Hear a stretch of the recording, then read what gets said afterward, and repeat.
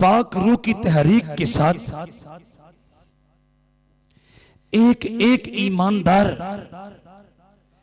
एक एक रास्तबाज, एक एक पाकबाज, एक एक रास्तकार, एक एक दीनदार, एक एक नेकोकार, एक एक वफादार, एक एक परहेजगार, एक एक जानिसार, एक एक खुदा शनास और एक एक खुदा परस्त,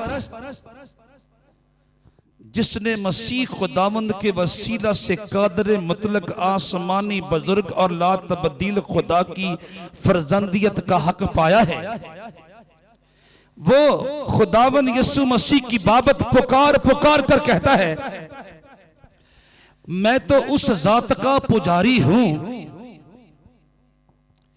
मैं तो उस जात का पुजारी हूं जिसमें ठंडक है आदमियत की। मैं तो उस जात का पुजारी हूं जिसमें ठंडक है आदमियत की, रूहे यज़दा की ताबनाकी है, जिसमें ठंडक है आदमियत की, रूहे यज़दा की ताबनाकी है। अहले अफलाक का जो है रहबर, देखने को जो एक खाकी है। मैं तो उस जात का पुजारी हूं, मैं तो उस जात का पुजारी हूं, सारी धरती है जिसके पांव तले और फलक हाथ की हथेली पर। सारी धरती है जिसके पांव तले और फलक हाथ की हथेली पर, वो खुदा भी है और इंसान भी, चुप है अबलीस इस पहेली पर। मैं तो उस जात का पुजारी हूं, मैं तो उस जात का पुजारी हूं जिसकी मुट्ठी में है हयात का दम, जिसकी मुट्ठी में है हयात का दम, कहते हैं चश्माए हयात जिसे, जिसकी मुट्ठी में है हयात का दम, कहते हैं चश्माए हयात जिसे, जो मुनज्जी है सब जहानों का, सजदे करती है कायनात जैसे। मैं तो उस जात का पुजारी हूं, मैं तो उस जात का पुजारी हूं जिसकी उंगली के एक इशारे पर लाखों तूफान पल में रुकते हैं, जिसकी उंगली के एक इशारे पर लाखों तूफान पल में रुकते हैं, जिसके आगे बड़ी अकीदत से सब जहानों के घुटने झुकते हैं। वाह भाई वाह, वाह भाई वाह, वाह भाई वाह।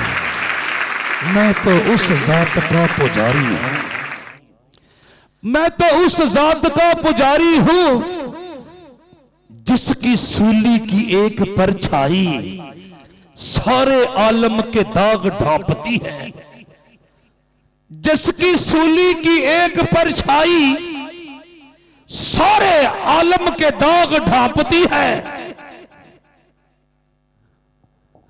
जिसके कदमों की एक आहट से दुनिया शैतानियत की कांपती है।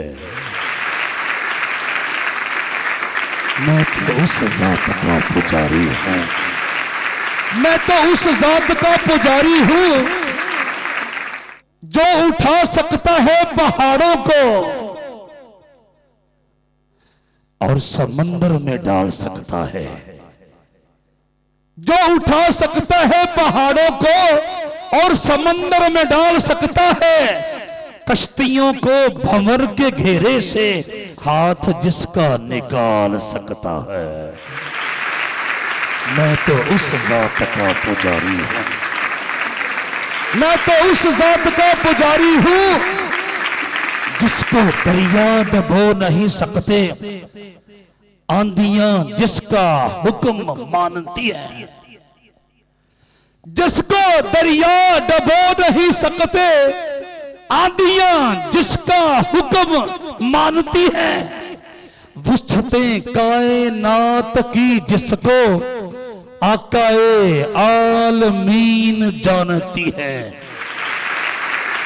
मैं तो उस जात का पुजारी हूं, मैं तो उस जात का पुजारी हूं जिसको इब्ने खुदा भी कहते हैं और यसू भी नाम है जिसका, जिसको इब्ने खुदा भी कहते हैं और यसू भी नाम है जिसका, कहकशान जिसके पांव चूमती है, जर्रा जर्रा गुलाम है जिसका।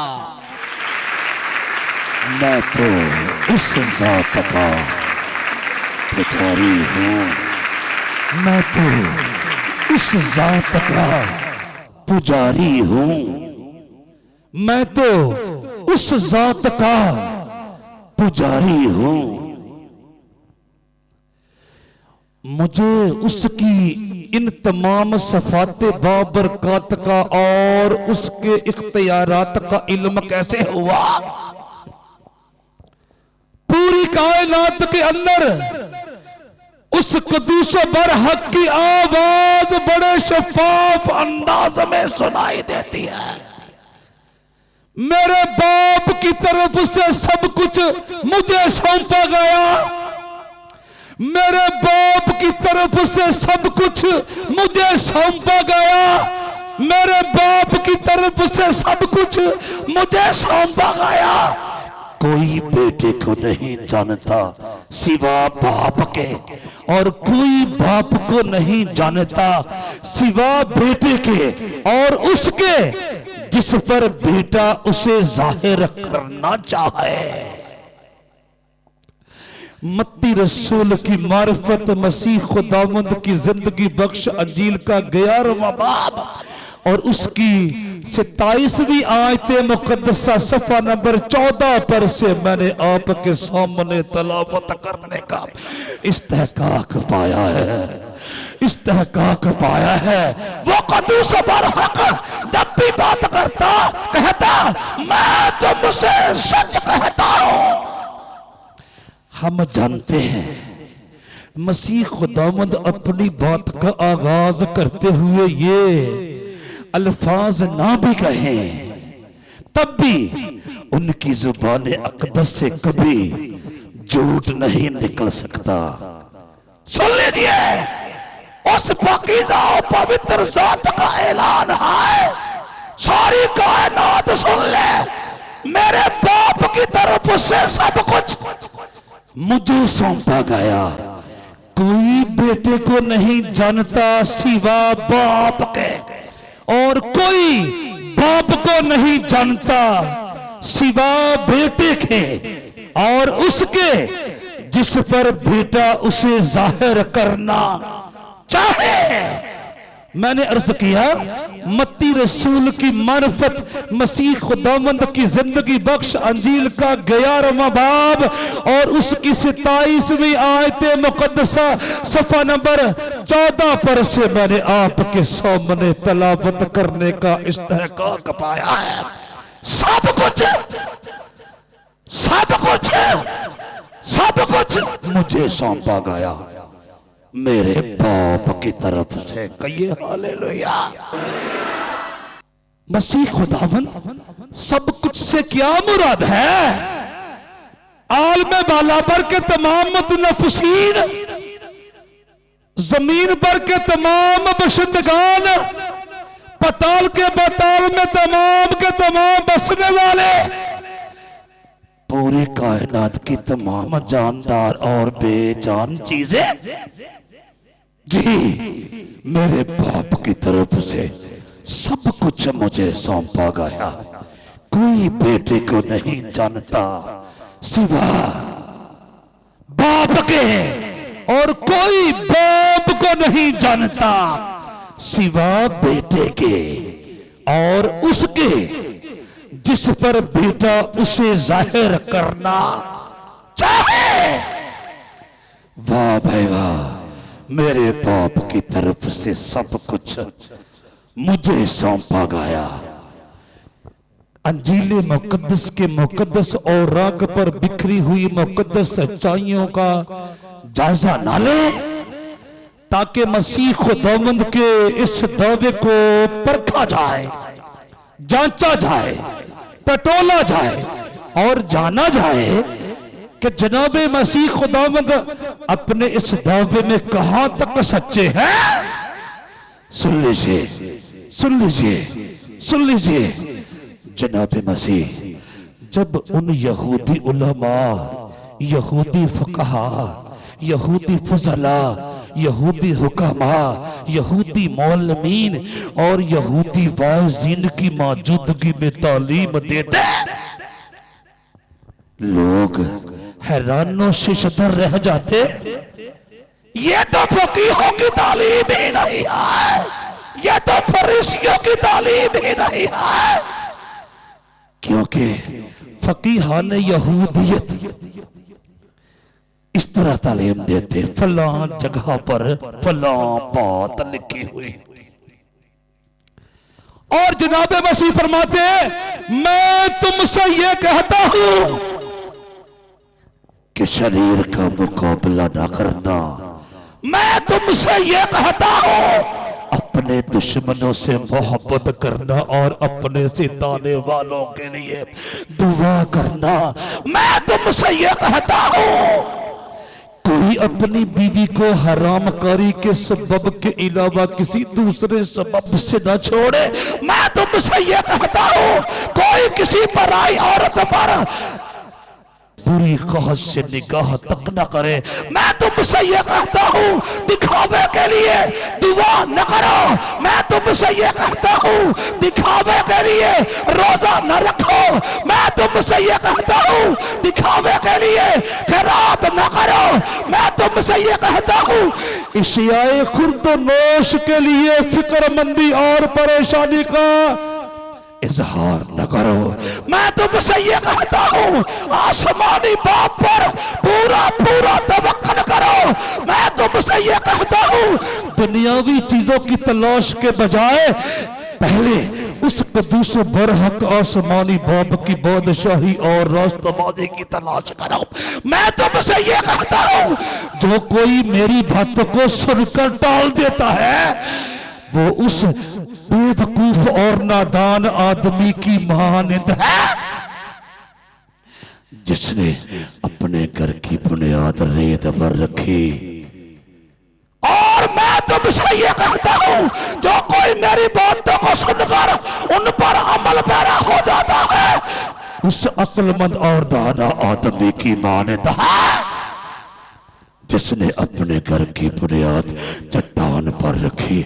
जब यीशु ने ये बातें खत्म की तो ऐसा हुआ कि भीड़ उसकी तालीम से हैरान हुई, क्योंकि वो उनके फकीहों की तरह नहीं बल्कि साहबे इख्तियार की तरह उनको तालीम देता था। जब यीशु ने ये बातें खत्म की तो ऐसा हुआ कि भीड़ उसकी तालीम से हैरान हुए, क्योंकि वो उनके फकीहों की तरह नहीं बल्कि साहबे इख्तियार की तरह उनको तालीम देता था।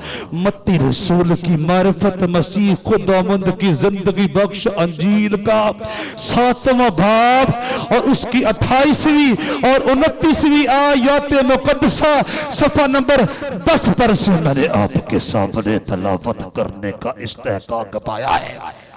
कहिए हालेलुया, कहिए हालेलुया, कहिए हालेलुया। फुकहा कहते, हुक्मा कहते, फुज़ला कहते और उलमा कहते, फलां जगह पर फलां बात मुंदरज है, फलां किताब के फलां हवाला में फलां हकीकत मुंदरज है। और जनाब मसीह फरमाते, तुम जो सुन चुके हो, तुम जो पढ़ चुके हो, भूल जाओ। मैं तुमसे ये कहता हूं, जो गरीब हैं आसमान पर अमीर होंगे, जो रोते हैं आसमान पर हंसेंगे, जो परेशान है आसमान पर शादमान होंगे। मैं तुमसे ये कहता हूं, जो जमीन पर छोटा है आसमान पर बड़ा किया जाएगा।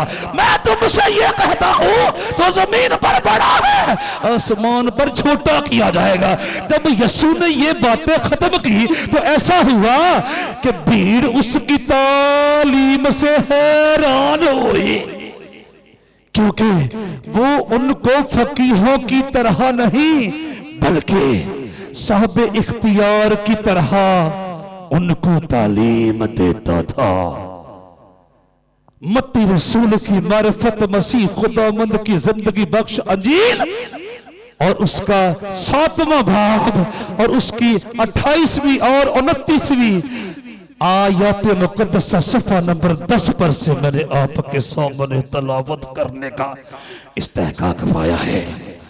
वाह भाई वाह, उसे इख्तियार है, वो पूरी अथॉरिटी के साथ आसमानी हक़ाइक़ के मुतल्लिक़ बनी आदम को आगाह करे और बताए किस रास्ते का क्या हासिल है, किस राह की क्या मंजिल है।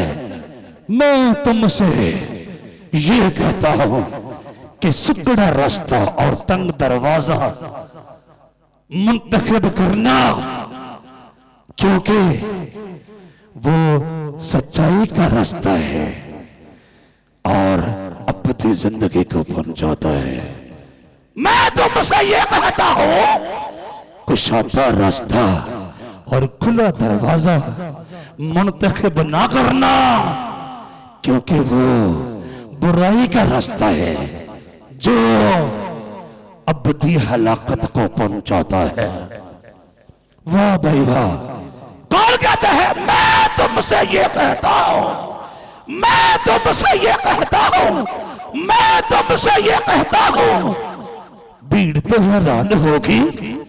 जब यीशु ने ये बातें खत्म की तो ऐसा हुआ कि भीड़ उसकी तालीम से हैरान हुई, क्योंकि वो उनके फकीहों की तरह नहीं बल्कि साहब इख्तियार की तरह उनको तालीम देता था।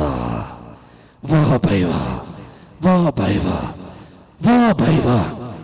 और फिर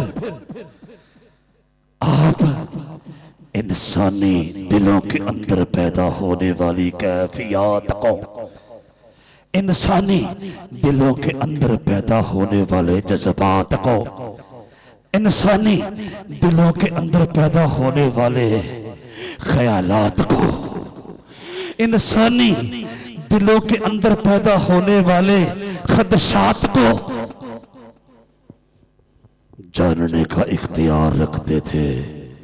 नहीं तो हमारी दुनिया का पक्का और ठोस असूल है कि दिल दरिया समुद्रों डूंगे कौन दिला दिया जाने।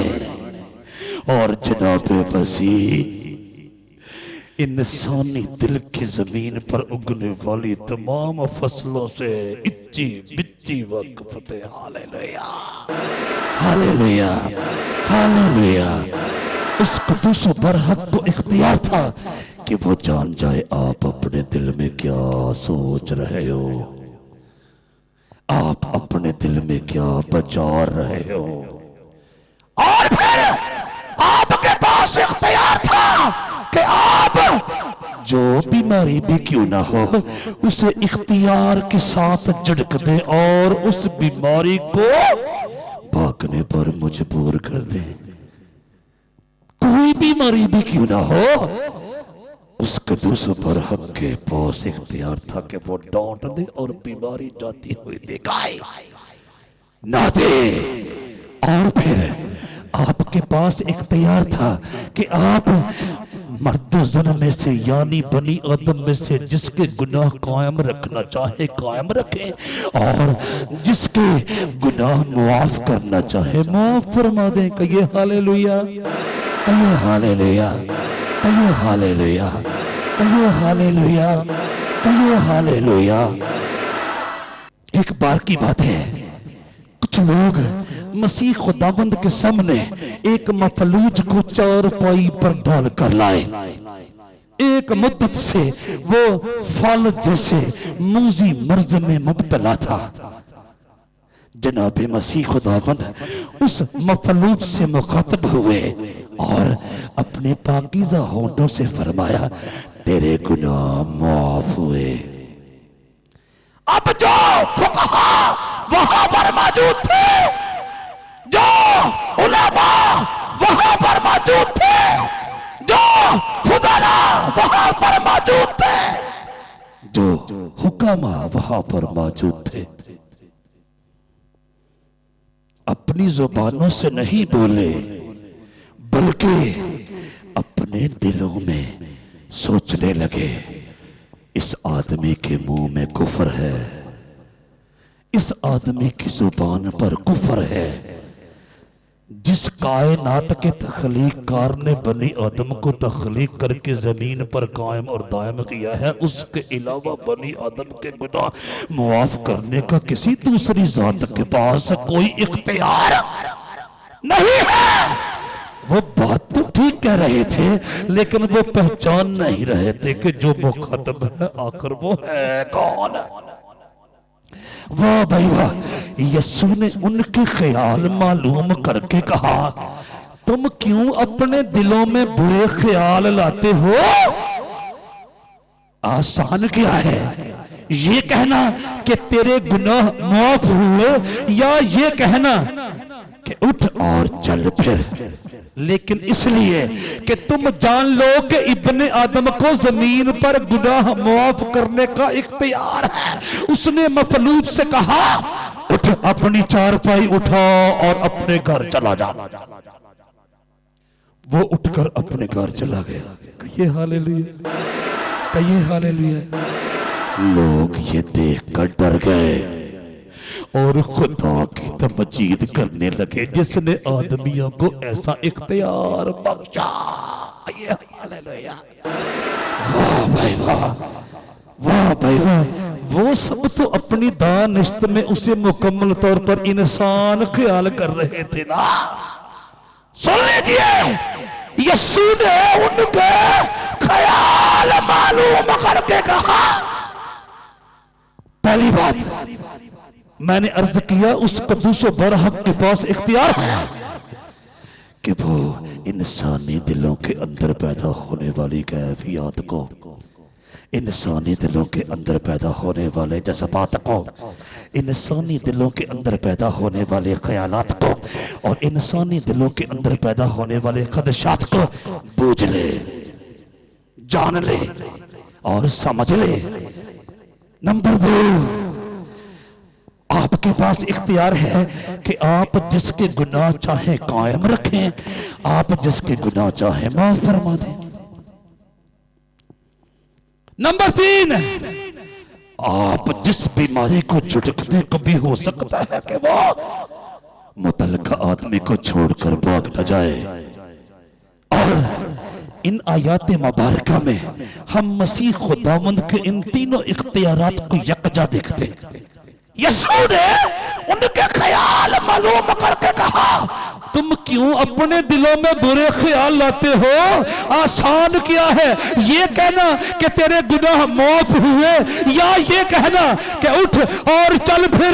लेकिन इसलिए कि तुम जान लो कि इब्ने आदम को जमीन पर गुनाह माफ करने का इख्तियार है। उसने मफलूज से कहा, उठ अपनी चारपाई उठा और अपने घर चला जा। वो उठकर अपने घर चला गया।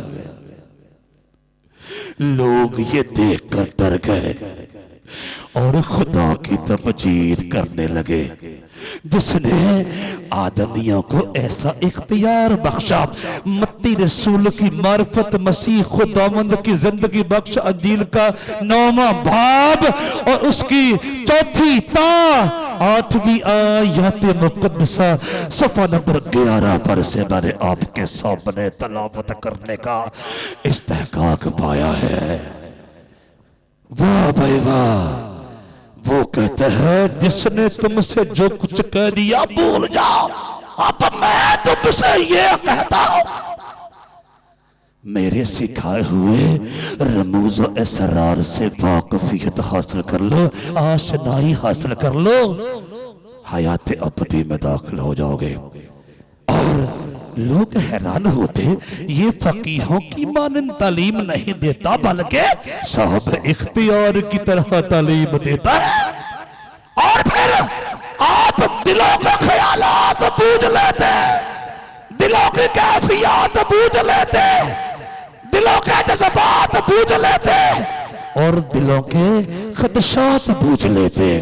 और आप जिसके गुनाह चाहते माफ फरमाते थे, जिसके गुनाह चाहते कायम रखते, और फिर आप जिस बीमारी को झुड़क देते बीमारी जाती हुई दिखाई नहीं देती।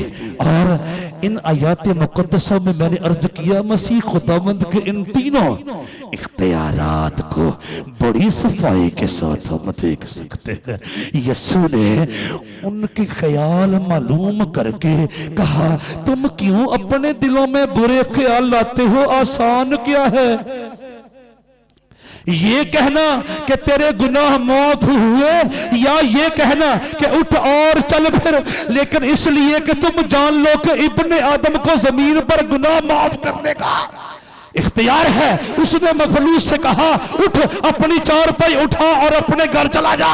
वो उठकर अपने घर चला गया। लोग ये देख कर डर गए और खुदा की तमजीद करने लगे जिसने आदमियों को ऐसा इख्तियार बख्शा। मैंने अर्ज किया मत्ती रसूल की मार्फत मसीह खुदावंद की जिंदगी बख्श अंजील और उसका 9वां बाब और उसकी 4थी ता 8वीं आयत मुकद्दसा सफा नंबर 11 पर से मैंने आपके सामने तलावत करने का इस्तेहकाक पाया है।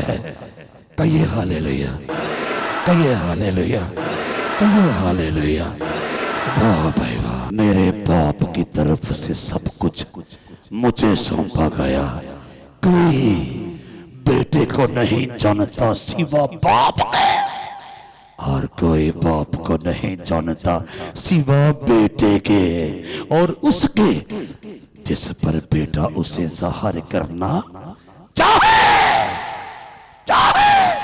वाह भाई वाह। ये उस्ताद निराला है, साहब इख्तियार की मानन तालीम देता है। ये उस्ताद निराला है। जो कुछ मैं अपने दिल में सोच रहा हूं इसको कैसे मालूम हो गया? जो कुछ मैंने आगे पीछे गुनाह किए इसको कैसे मालूम हो गए? और मेरी बीमारी तो किसी हकीम, किसी तबीब, किसी डॉक्टर और किसी मुआलज के बस में नहीं थी। इसने कैसे हुक्म देकर मेरी बीमारी को चलता किया? वाह भाई वाह। उसने कहा मैं इसको डायरेक्ट ये भी कह सकता था कि उठ अपनी चारपाई उठा और अपने घर चला जा, लेकिन मैंने तुम पर वाज़े करना चाहा कि मुझे जमीन पर बनी आदम के गुनाह माफ करने या कायम रखने का इख्तियार। कहिए हालेलुया, कहिए हालेलुया।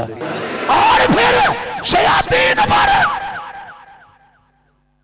जन्नत पर और नापाक अरवाह पर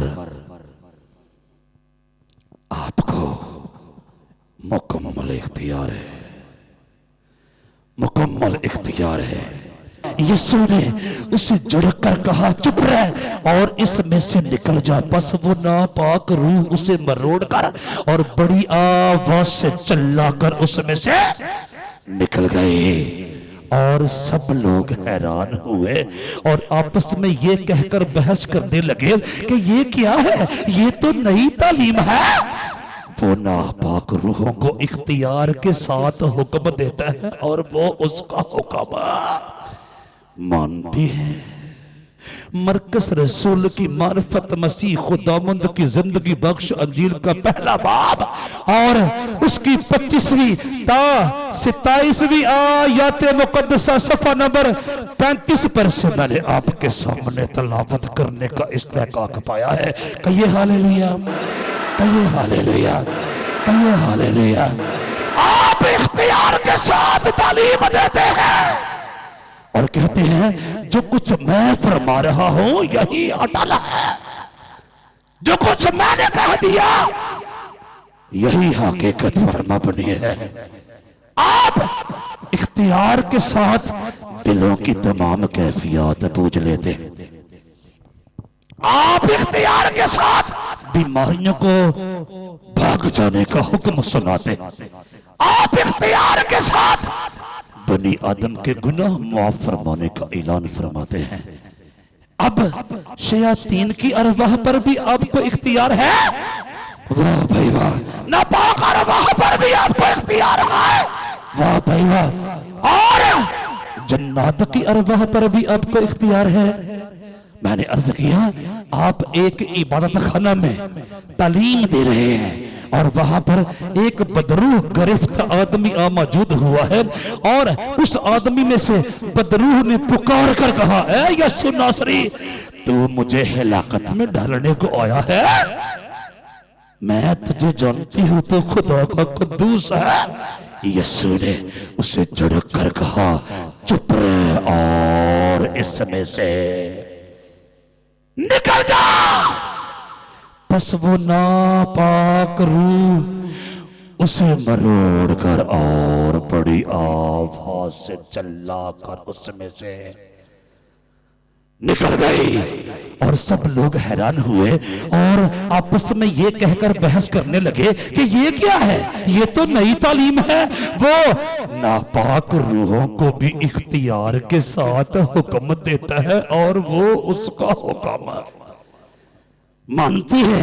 मैंने अर्ज किया मरकज रसूल की मार्फत मसीह खुदावंद की जिंदगी बख्श अंजील का पहला बाब और उसका 25वीं आयत से 27वीं आयत तक का हवाला मैंने आपके सामने सफा नंबर 35 पर से तलावत करने का इस्तेकाक पाया है। कहिए हालेलुया, कहिए हालेलुया, कहिए हालेलुया, कहिए हालेलुया।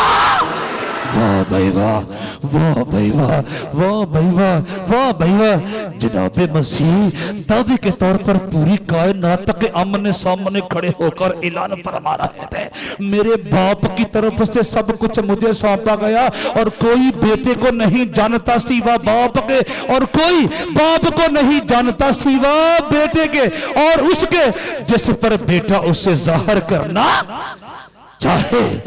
वाह भाई वाह। मसीह खुदावंद के इख्तियारात की वसअतें और तवालतें हमारे वहमों को मान से भी बाहर है। अंजील मुकद्दस की आयत मुबारका मसीह खुदावंद के तमाम दावों को सच साबित करती हुई दिखाई देते हैं। वाह वाह, सुन लीजिए। बद अरवा, नापाक अरवा, जन्नत की अरवा, शयातीन की अरवा तस्लीम करती है तू खुदा का कुद्दूस है और तेरे पास इख्तियार है कि तू जिसको चाहे जजा दे, जिसको चाहे सजा दे। क्या तू हमें हिलाक करने के लिए आया है? क्या तू हमें सजा देने के लिए आया है? क्या तू हमें आग और गंधक की झील में डालने के लिए आया है? इस कायनात के अंदर तमाम बनी आदम का, इस कायनात के अंदर तमाम फरिश्तगान का मनसब आज़म यीशु मसीह है। क्योंकि जिस तरह बाप अपने आप में जिंदगी रखता है उसी तरह उसने बेटे को भी ये बख्शा कि अपने आप में जिंदगी रखे, बल्कि उसे अदालत करने का भी इख्तियार बख्शा, इसलिए कि वो आदमजाद है। कहिए हालेलुया, कहिए हालेलुया। आप अपनी जुबान अक़दस से फरमाते हैं बग़ैर सुन लो, क्योंकि जिस तरह बाप अपने आप में जिंदगी रखता है उसी तरह उसने बेटे को भी ये बख्शा कि अपने आप में जिंदगी रखे, बल्कि उसे अदालत करने का भी इख्तियार बख्शा, इसलिए कि वो आदमजाद है। यूहन्ना रसूल की मार्फत मसीह खुदावंद की जिंदगी बख्श अंजील का 5वां बाब और उसकी 26वीं और 27वीं आयत मुकद्दसा सफ़ा नंबर 86 पर से मैंने आपके सामने तलावत करने का इस्तेहकाक पाया है। हम अपने नाक़िस इल्म के मुताबिक, अपनी नाक़िस अकल के मुताबिक, अपनी नाक़िस दानाई के मुताबिक, अपनी नाक़िस दानिश के मुताबिक, अपने नाक़िस फहम के मुताबिक, अपने नाक़िस शाऊर के मुताबिक, अपनी नाक़िस मार्फत के मुताबिक और अपनी नाक़िस आगाही के मुताबिक अंजील मुक़द्दस की पाकीज़ा और जिंदगी बख्श आयात मुबारका की रोशनी में मसीह खुदावंद के इख्तियारात पर निगाह डालने की कोशिश कर रहे हैं। वाह भाई वाह, आप तो साहब इख्तियार की मानन तालीम दे रहे हैं। मैं ये कहता हूं, आप दिलों के ख्यालात मालूम करने का इख्तियार रखते हैं, आप गुनाह मुआफ करने का इख्तियार रखते हैं, आप बीमारियों को भाग जाने का हुक्म देने का इख्तियार रखते हैं, आप जन्नात की अरवाह को, नापाक अरवाह को और बद अरवाह को झिड़कने का और भगाने का इख्तियार रखते हैं, और फिर आप बनी आदम का और फरिश्तगान का फैसला इंसाफ और एहतसाब करने का इख्तियार रखते हैं। कहिए हालेलुया, कहिए हालेलुया। क्या मसीह खुदावंद को अन्नासर फितरत पर भी इख्तियार है? क्या मसीह खुदावंद के धारा इख्तियार में आता है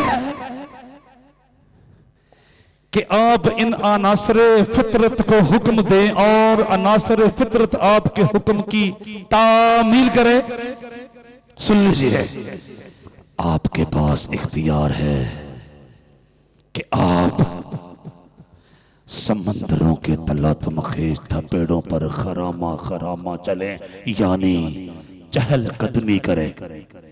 आपके पास इख्तियार है कि आप मौज दरियाओं की बेकरार मौजों को झड़के और तंदो तेज आंधियों के बेताब झोंकों को डांटे। आपके पास इख्तियार है आप खाक के खिलौनों की प्यास बुझाने के लिए और मिट्टी के पुतलों की तशनगी मिटाने के लिए पानी को किसी भी किस्म के मशरूब में डाल दे। आपके पास इख्तियार है आप मर्द जन के यानी बनी आदम के बड़े बड़े इज्तिमाआत को आसूदा करने के लिए आसमानों के आसमान के होटल से खाना मंगवा ले। हालेलुया, आपके पास इख्तियार है। वाह भाई वाह, वाह भाई वाह। फिजाओं को, हवाओं को और गिटाओं को चीर कर आसमानों के आसमान पर चढ़ जाएं। आपके पास इख्तियार है आप बादलों का रथ बनाकर आलमे बाला पर से जमीन पर आ उतरे। आपके पास इख्तियार है सारी कायनात में बिखरे हुए अनासर फितरत को हुक्म दे पूरी कायनात आपके सामने सजदा रेज हो जाए। वो डांटता है उछलते हुए समंदर को, है इख्तियार उसे सरफिरी हवाओं पर। वो डांटता है उछलते हुए समंदर को, है इख्तियार उसे सरफिरी हवाओं पर। ये खाकियों का घराना तो कोई चीज नहीं, मसीह की पूजा तो लाजम है देवताओं पर। Praise the Lord Jesus. Praise the Lord Jesus. Praise the Lord Jesus. I love you, Jesus. I love you, Jesus. I believe that this universe is being controlled by you. तेरा कहना कोई टाल नहीं सकता। पूरी कायनात के अंदर वो आसमानी मुतनफ़्फ़िसीन में से हो या बाशिंदगाने ज़मीन में से हो या अनासर फितरत में से हो, वाह भाई वाह, जो कुछ तूने कह दिया वो हर्फ़े आखिर है।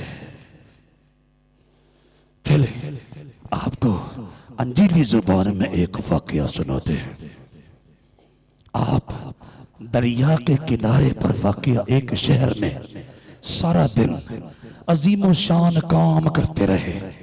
जब सूरज ढलने पर आया तो आपने अपने शागिर्दों को दरिया से पार जाने के लिए कहा। उसी दिन जब शाम हुई तो उसने अपने शागिर्दों से कहा, आओ पार चले।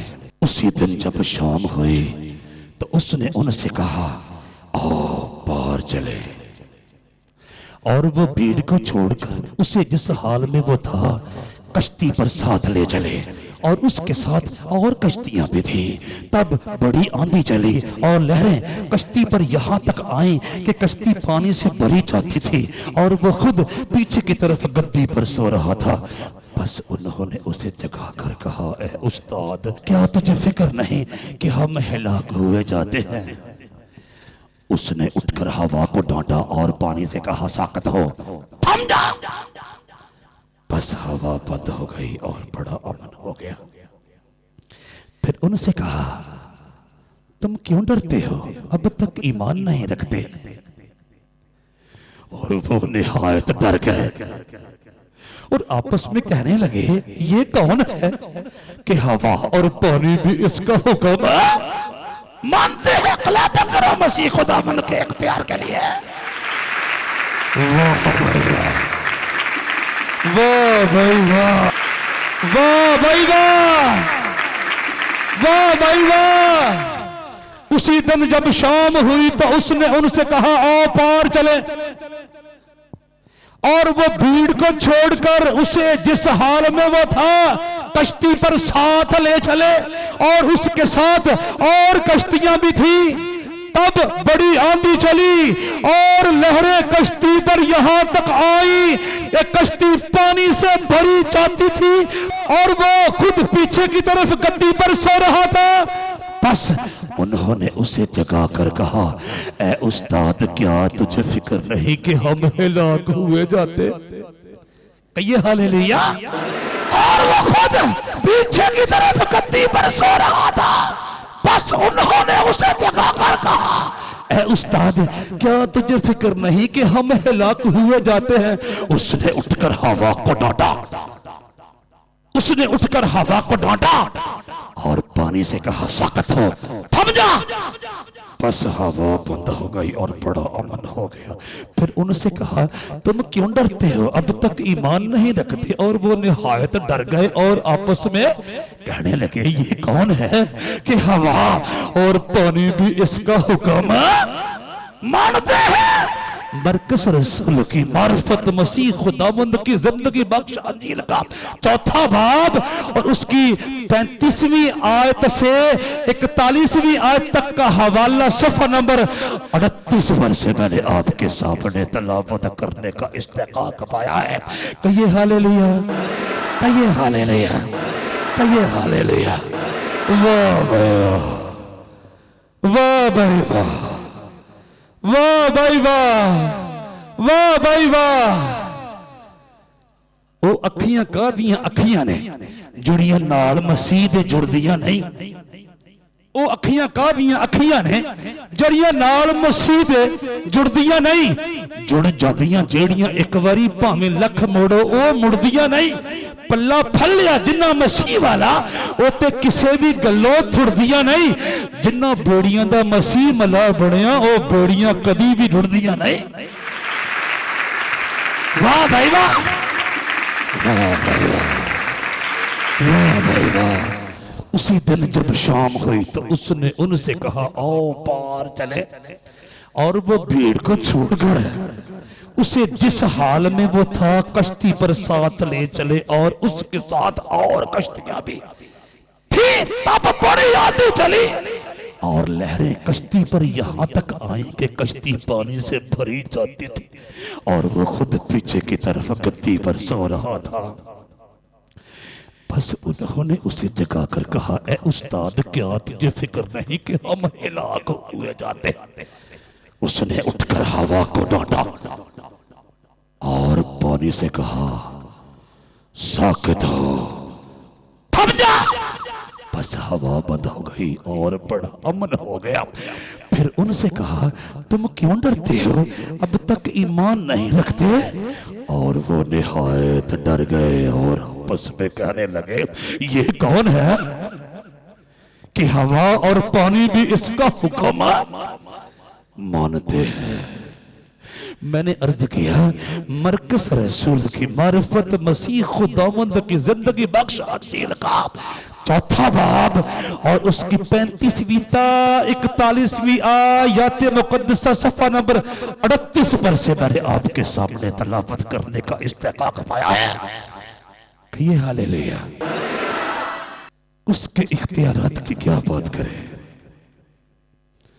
ओए ओए, वो उंगली हिला दे कायनात सजदे में चली जाए, वो उंगली हिला दे आसमान और जमीन धुएं की मान तितर बितर हो जाए। और वो वक्त आता है, और वो वक्त आता है जब वो मुनसफ़े आज़म की हैसियत से अपने तख्त अजीम पर अपनी आबोताब और अपने जाहो जलाल के साथ जलवागर होगा, जलवा अफरोज होगा, जलवा नुमा होगा और बराजमान होगा। ना आसमान रहेगा ना जमीन रहेगी, बल्कि ये खाक की मानंद धुएं की मानंद उड़ जाएंगे, क्योंकि कायनात उसके सामने ठहर, उसके गुस्से के सामने ठहर, उसके गज़ब के सामने ठहर, उसके कहर के सामने ठहर और उसकी खफगी के सामने ठहर नहीं सकती। ये तमाम के तमाम देखे और अनदेखे अनासरे फितरत उसके कब्ज़ाए कुदरत में है, उसके दायरे इख्तियार में है। वाह भाई वाह, वाह भाई वाह। और फिर वो खुद मर गया। कभी कभार ज़हन तज़ब्ज़ब का और कशमकश का शिकार हो जाता है।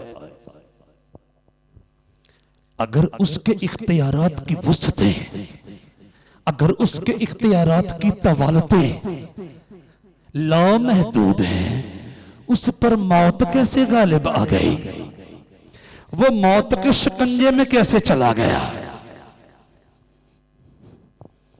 सुन लीजिए, ओए मर के जगाउणा मैं तां बंदे दा नसीब सी, नहीं ते मैनू किहड़ा चाड़ सकदा सलीब सी।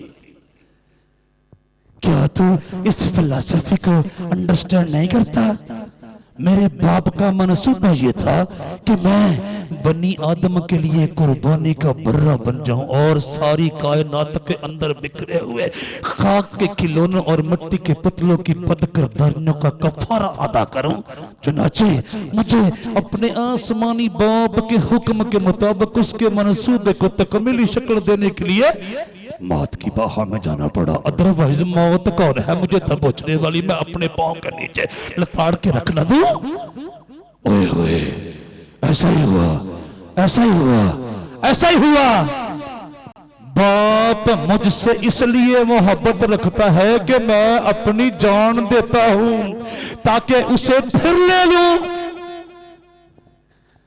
कोई उसे मुझसे छीनता नहीं, बल्कि मैं उसे आप ही देता हूँ, मुझे उसके देने का भी इख्तियार है और उसे फिर लेने का भी इख्तियार है। ये हुक्म मुझे मेरे बाप से मिला। यूहन्ना रसूल की मार्फत मसीह खुदावंद की जिंदगी बख्श अंजील का 10वां बाब और उसकी 17वीं और 18वीं आयत मुकद्दसा सफ़ा नंबर 94 पर से मैंने आपके सामने तलावत करने का इस्तेहकाक पाया है। कहिए हालेलुया, कहिए हालेलुया, कहिए हालेलुया। बाप मुझसे इसलिए मोहब्बत रखता है कि मैं अपनी जान देता हूं ताकि उसे फिर ले लूं। कोई उसे मुझसे छीनता नहीं, बल्कि मैं उसे आप ही देता हूं। मुझे उसके देने का भी इख्तियार है और उसे फिर लेने का भी इख्तियार है। ये हुक्म मुझे मेरे बाप से मिला। कहिए हालेलुया। मैंने अर्ज किया यूहन्ना रसूल की मार्फत मसीह खुदावंद की जिंदगी बख्श अंजील का 10वां बाब और उसकी 17वीं और 18वीं आयत मुकद्दसा सफ़ा नंबर 94 पर से मैंने आपके सामने तलावत करने का इस्तेहकाक पाया है। कह दीजिए हालेलुया, कह दीजिए हालेलुया, कह दीजिए हालेलुया। आपके पास पुख्ता और पक्की और सॉलिड और ठोस तालीम देने का इख्तियार है। जो कुछ आप कह देंगे वो हर्फ़े आखिर है। फिर आपके पास इख्तियार है, आप पूछ लें कौन सा शख्स अपने मन में कौन कौन सी तदबीर बनाए बैठा है। आपके पास इख्तियार है। आप जिसके गुनाह चाहे माफ फरमा दे, जिसके गुनाह चाहे कायम रखे। आपके पास इख्तियार है। आप एक एक बीमारी को झुड़क दे, किसी बीमारी की जरूरत नहीं आपके सामने ऊंच छाए पाए करे ना ना। और फिर आपके पास इख्तियार है। आप शयातीन की अरवा को, आप नापाक अरवा को, आप बद अरवा को घुटने टेकने पर, सजदा रेज़ होने पर मजबूर कर दें। आपके पास इख्तियार है। आप कुल बनी आदम की और कुल फरिश्तगान की अदालत करें। आपके पास इख्तियार है। आप अपनी जान दें और फिर वापस ले लें। इसी नुस्खे के तहत, इसी फार्मूले के तहत और इसी कानून के तहत जनाब मसीह ने सलीब पर अपनी जान देने से कबल कहा था, ऐ बाप मैं अपनी रूह तेरे हाथ में सौंपता हूं। जब तक जनाब मसीह की पाकीज़ और मुकद्दस होठों से ये फिक्रा ना निकला, आपकी जान नहीं निकली, आपकी रूह आपके जिस्म मुबारक से अलग नहीं हुई। नहीं नहीं, आपने अपने होंठों से फरमाया, ऐ बाप मैं अपनी रूह तेरे हाथों में सौंपता हूं। और ये कहकर दम दे दिया। ओए ओए, सुन लीजिए, सुन लीजिए। मौत उस पर गालिब कहां आ सकती है? ना भाई ना। जिंदगी उसकी हथेली पर, मौत उसके कदमों के नीचे है। सुन लीजिए, आप अपने बाप के मनसूबे के मुताबिक हुए, आप अपने बाप के मनसूबे के मुताबिक दफन हुए, आप अपने बाप के मनसूबे के मुताबिक जिंदा हुए, आप अपने बाप के मनसूबे के मुताबिक आलम बाला पर जाने लगे। वंस अगेन आपने अपने शागिर्दों को रिमाइंड करवाया अपने इख्तियारात की वसत और तवालत के बारे में। और 11 शागिर्द गलील के उस पहाड़ पर गए जो यीशु ने उनके लिए मुकर्रर किया था, और उन्होंने उसे देखकर सजदा किया और बाज ने शक किया। यीशु ने पास आकर उनसे बातें की और कहा, आसमान और जमीन का कुल इख्तियार मुझे दिया गया है। कहिए हालेलुया। और 11 शागिर्द गलील के उस पहाड़ पर गए जो यीशु ने उनके लिए मुकर्रर किया था और उन्होंने उसे देखकर सजदा किया और बाज ने शक किया। यीशु ने पास आकर उनसे बातें की और कहा, आसमान और जमीन का कुल इख्तियार मुझे दिया गया। मत्ती रसूल की मारिफत मसीह खुदावंद की जिंदगी बख्श अंजील का 28वां बाब और उसकी 16वीं ता 18वीं आयत मुकद्दसा सफ़ा नंबर 34 पर से मैंने आपके सामने तलावत करने का इस्तेकाक पाया है। कहिए हालेलुया। और 11 शागिर्द गलील के उस पहाड़ पर गए जो यीशु ने उनके लिए मुकर्रर किया था और उन्होंने उसे देखकर सजदा किया। बाज ने शक किया। यीशु ने पास आकर उनसे बातें की और कहा, आसमान और जमीन का कुल इख्तियार मुझे दिया गया है। मैंने अर्ज किया मत्ती रसूल की मारिफत मसीह खुदावंद की जिंदगी बख्श अंजील का 28वां बाब और उसकी 16वीं ता 18वीं आयत मुकद्दसा सफ़ा नंबर 34 पर से मैंने आपके सामने तलावत करने का इस्तेकाक पाया है। सुन लीजिए। आप आलमे बाला पर चढ़ गए, सारी हवाओं को चीर कर, सारी फिजाओं को चीर कर, सारी गिटाओं को चीर कर और किबरिया की दाने जा बैठे। आपका एक वफादार शागिर्द कादरे मतलब की सच्चाइयों की मनादी करने के बायस मसीह खुदावंद की गवाही देने के बायस पितमस नामी एक जजीरे में कैद था कि एक दिन कादरे मतलब की पाकीज़ा मर्जी के मुताबिक यानी कुदरत खुदाबंदी के साथ जनाब यूहन्ना आरिफ अपने पीछे एक नरसिंगा नमा आवाज सुनते और आवाज थी कि जो कुछ मैं तुझे दिखाने लगा हूं और बताने लगा हूं इन तमाम हकीकतों को एक किताब में दर्ज कर ले और मेरे तमाम पैगामात मुतल्लका कलीसियाओं तक पहुंचा दे।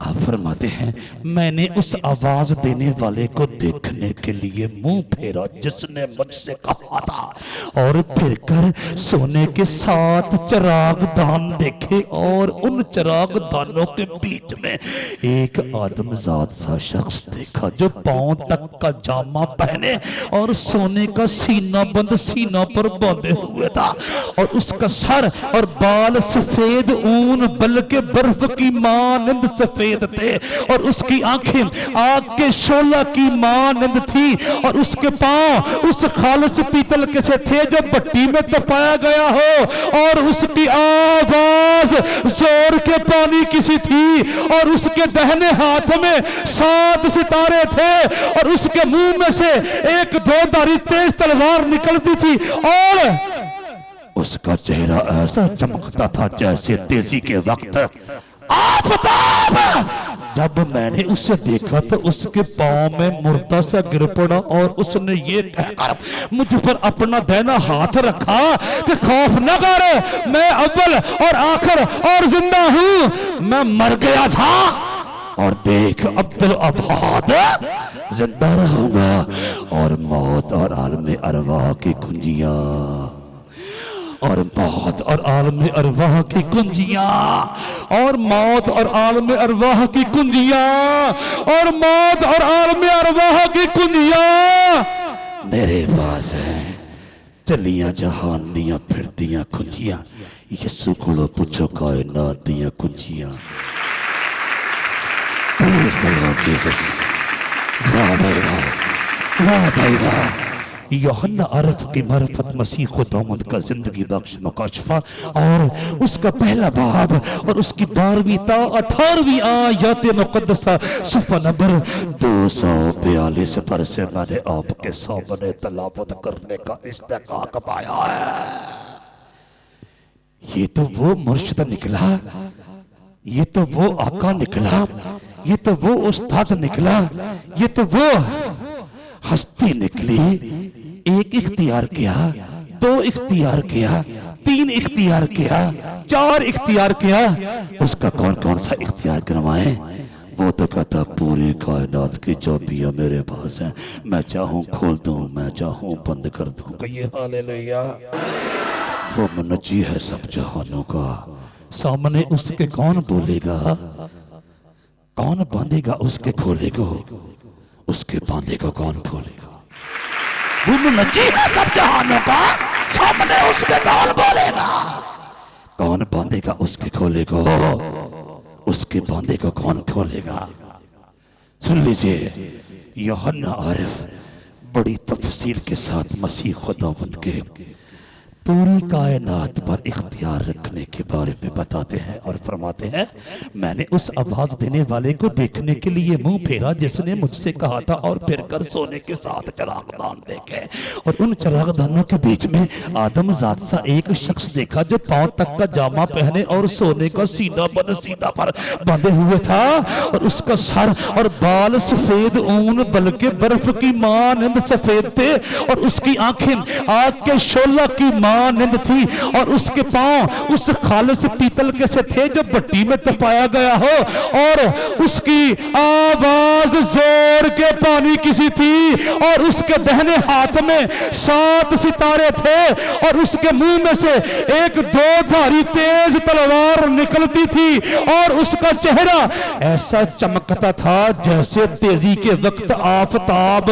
जब मैंने उसे देखा तो उसके पांव में मुर्दा सा गिर पड़ा, और उसने ये कहकर मुझ पर अपना दाहिना हाथ रखा कि खौफ न कर, मैं अव्वल और आखिर और जिंदा हूं, मैं मर गया था और देख अब्दुल्लाबाद जिंदा रहोगा, और मौत और आलम अरवाह की कुंजियां मेरे पास है।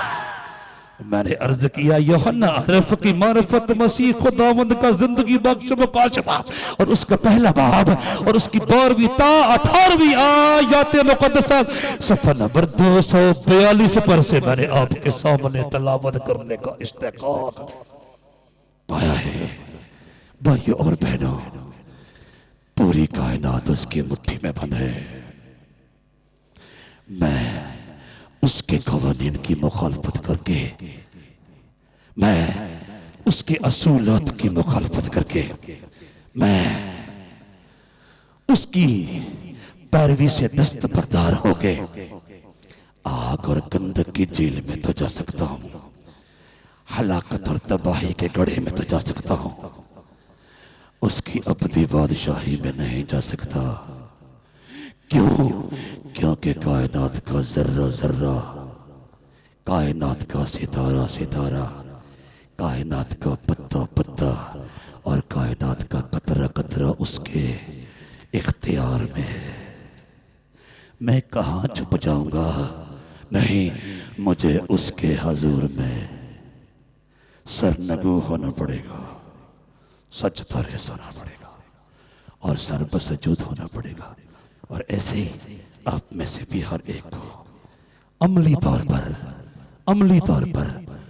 तौर पर मुझे और आपको उसके पैरोकार बनने की जरूरत है, ताकि जब वो मुनसिफ आज़म की हैसियत से सारे इंसानों का और सारे फरिश्तों का इंसाफ फरमाए, तो मैं और आप उसके लोगों में शुमार होकर हयात अब्दी के देश में उसके साथ, उसके पाप के साथ, उसके नबियों के साथ, उसके मुक़द्दसों के साथ और उसके फरिश्तों के साथ दाखिल होने के लायक बन जाए। खुदा आप सबको इस कलाम के वसीले से बरकत दे।